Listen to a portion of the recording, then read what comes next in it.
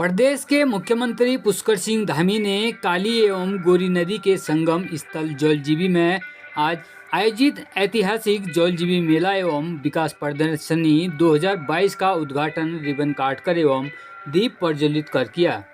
इस अवसर पर अपने संबोधन में मुख्यमंत्री धामी ने कहा कि जौलजीबी मेला क्षेत्र के आर्थिक एवं सांस्कृतिक विकास में बहुत महत्व रखता है।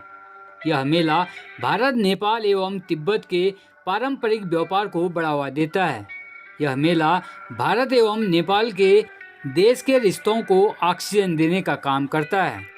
वहीं मुख्यमंत्री ने कहा कि मुझे प्रसन्नता है कि यह मेला भारत एवं नेपाल देश के बीच सांस्कृतिक सभ्यता के साथ साथ व्यापारिक संबंधों को भी बढ़ाता है। इस दौरान उन्होंने अपनी बचपन की यादों को ताज़ा करते हुए कहा कि मैं बचपन से ही यहाँ के रीति रिवाज और संस्कृति को देखता आ रहा हूँ। मुझे बचपन से ही इस मेले में बहुत लगाव रहा है। उन्होंने जनता के द्वारा किए गए भव्य स्वागत पर आभार व्यक्त करते हुए कहा कि मैं आप सभी लोगों का बेटा एवं भाई हूँ। मैं जब भी यहाँ आया हूँ, मेरा हमेशा गर्मजोशी के साथ स्वागत किया है। इसके लिए मैं आप सभी का आभार प्रकट करता हूँ। इस अवसर पर मुख्यमंत्री द्वारा जौलजीबी मेले हेतु 5 लाख रुपए दिए जाने एवं जौलजीबी संगम स्थल का सौंदर्यीकरण किए जाने की घोषणा की गई। इस अवसर पर मुख्यमंत्री के द्वारा संगम स्थल पर स्थित ज्वालेश्वर महादेव मंदिर में पूजा अर्चना की गई तथा प्रदेश की खुशहाली की कामना की गई। धारचूला जौलजीबी मेला जो होता है, इसके लिए मैं 5 लाख रुपए राजकीय सहयोग की भी घोषणा करता हूं। जौलजीबी मेला धार्मिक स्थल काली गंगा और गौरी गंगा के संगम स्थल का जो ये संगम स्थल है, इसका मुझे अभी ज्ञापन दिया था आप लोगों ने, उसका सौंदर्यीकरण का कार्य किया जाएगा। साथ ही जो नारायण आश्रम है, नारायण आश्रम में भी मैंने माननीय प्रधानमंत्री जी से भी अनुरोध किया है कि आप एक बार वहाँ आएंगे, और उन्होंने इच्छा व्यक्त करी है कि जल्दी ही वह इस क्षेत्र में भी आएंगे और हम सब लोगों से मिलेंगे। बहुत सारे उनके आने के कारण से जब भी वो उत्तराखंड के अंदर आते हैं तो बहुत सारी व्यवस्थाएं, बहुत सारे योजनाएं वो हमको प्रदान करते हैं। पिछले दिनों जब वो केदारनाथ जी आए थे तो केदारनाथ जी में उन्होंने गौरीकुंड से केदारनाथ तक का रोपवे का शिलान्यास किया है। आने वाले समय में गौरीकुंड से लेकर केदारनाथ तक जहां लोग रोपवे के माध्यम से जा पाएंगे, केबल कार से जा पाएंगे, वहीं जो हमारा हेमकुंड साहब है, हेमकुंड साहब का 13 किलोमीटर का बल्कि 16 किलोमीटर का जो रास्ता है, वो 16 किलोमीटर का रास्ता अब 13 किलोमीटर के रोपवे से तय किया जाएगा। उन्होंने उस रोपवे का भी उद्घाटन किया है। नारायण आश्रम आएंगे, निश्चित रूप से हमने उनको कहा है कि आने वाले समय में जो 4 धाम यात्रा हमारी जो चलती है, 4 धाम यात्रा पूरे उत्तराखंड के अंदर चले। पिथौरागढ़ जिले के इंटर कॉलेज सासिलिंग में आज बाल मेला धूमधाम के साथ मनाया गया।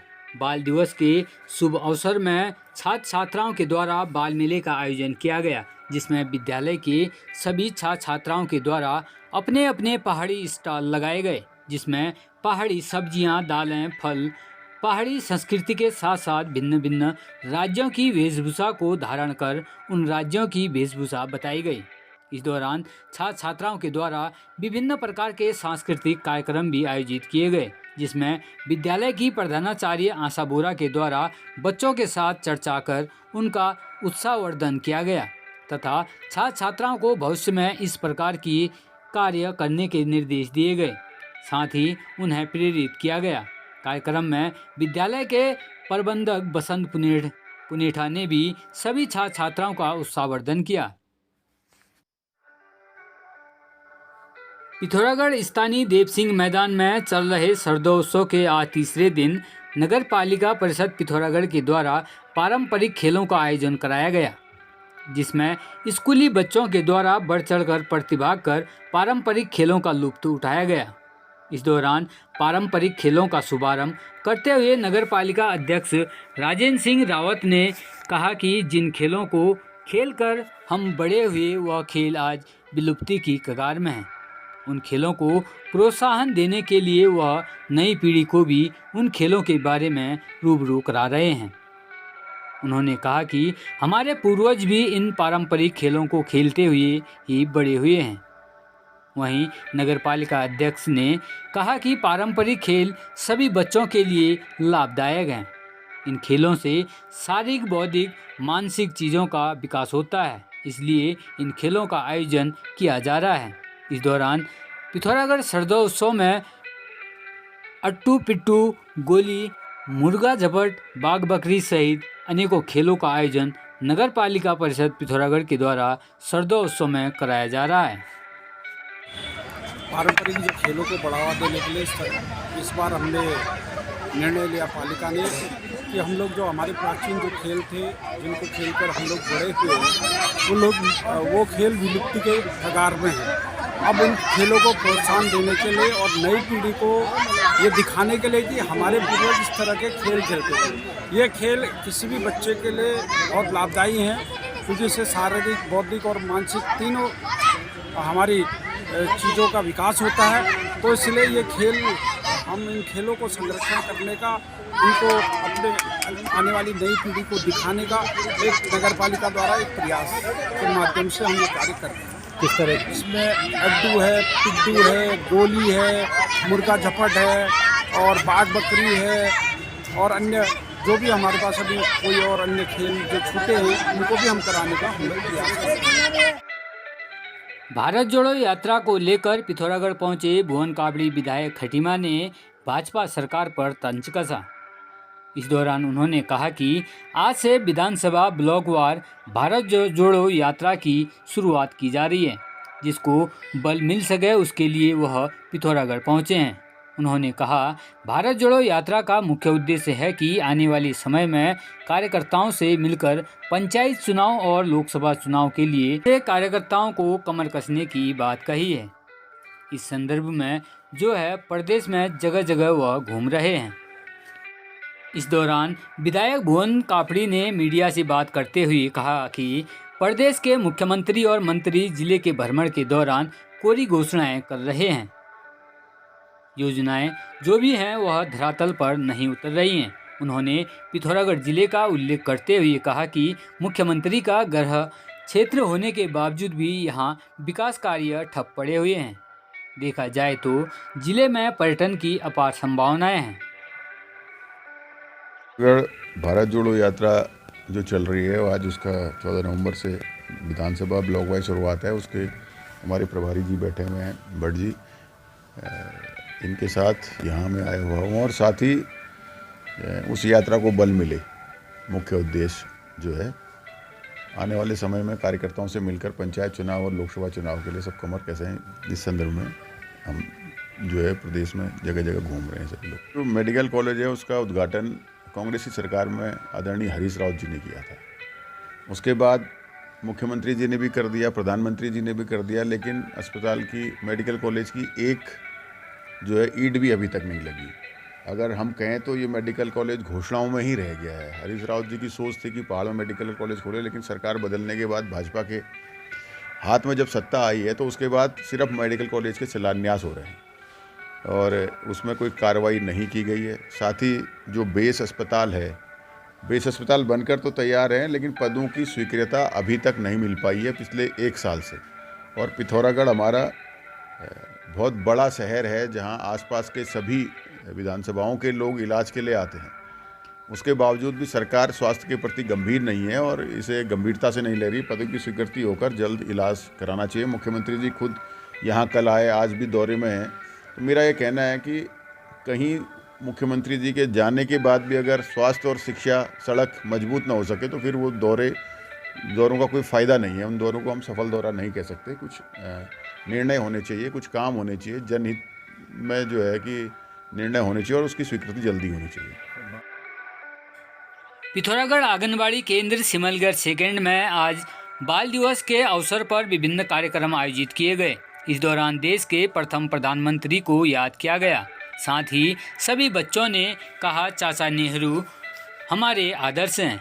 आंगनबाड़ी की कार्यकर्ता नीमा खत्री ने देश के प्रथम प्रधानमंत्री जवाहरलाल नेहरू के चित्र में माल्यार्पण करते हुए उन्हें नन्हे मुन्ने बच्चों को उनकी जीवनी के बारे में बताया और उनके आदर्शों में चलने के लिए कहा।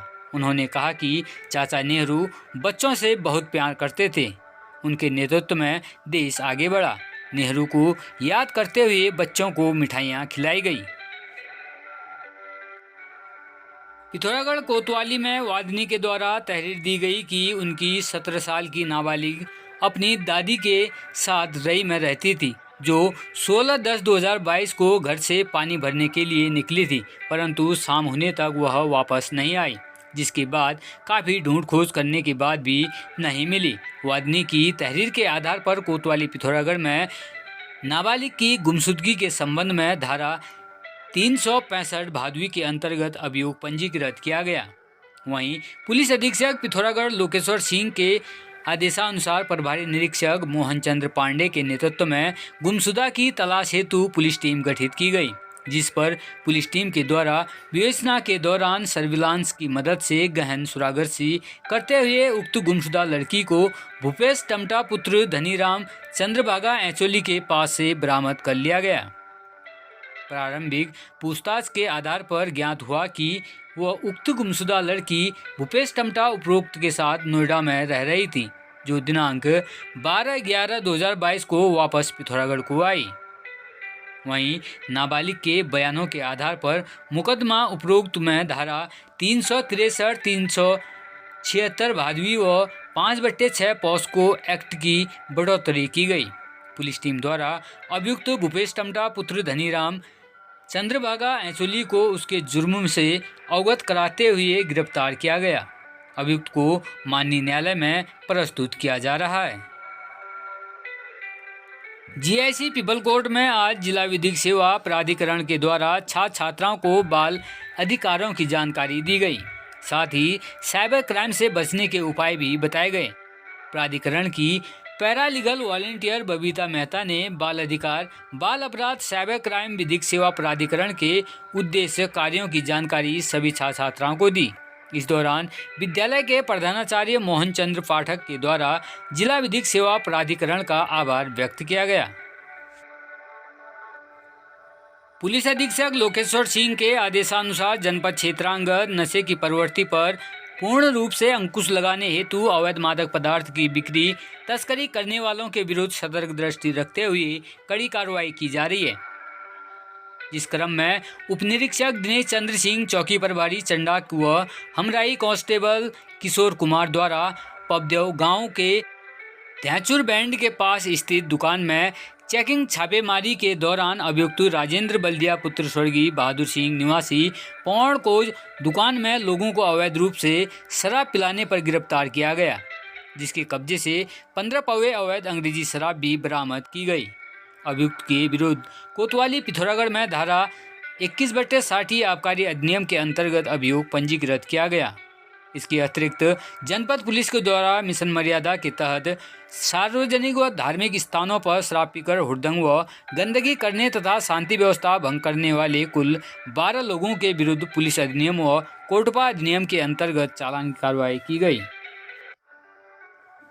पिथौरागढ़ रामलीला मैदान में आयोजित की गई बॉडी बिल्डिंग एसोसिएशंस के Balraj associations Manas and minerals Bageshwar के सहयोग से मिस्टर पिथौरागढ़ प्रतियोगिता कराई गई। उक्त प्रतियोगिता जिले के रामलीला मैदान में आयोजित हुई, जिसका शुभारंभ स्थानीय विधायक मयूख सिंह महर के द्वारा किया गया।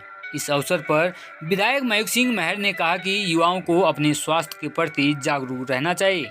इस अवसर पर नगर के तमाम पूर्व बॉडी बिल्डरों को सम्मानित किया गया। प्रतियोगिता में मिस्टर फिजिकल का खिताब देवराज भंडारी ने जीता। वहीं रणबीर कंपोज को मित्र पिथौरागढ़ घोषित किया गया। वहीं दीवान सिंह खोलिया गेस्ट पोजर रहे।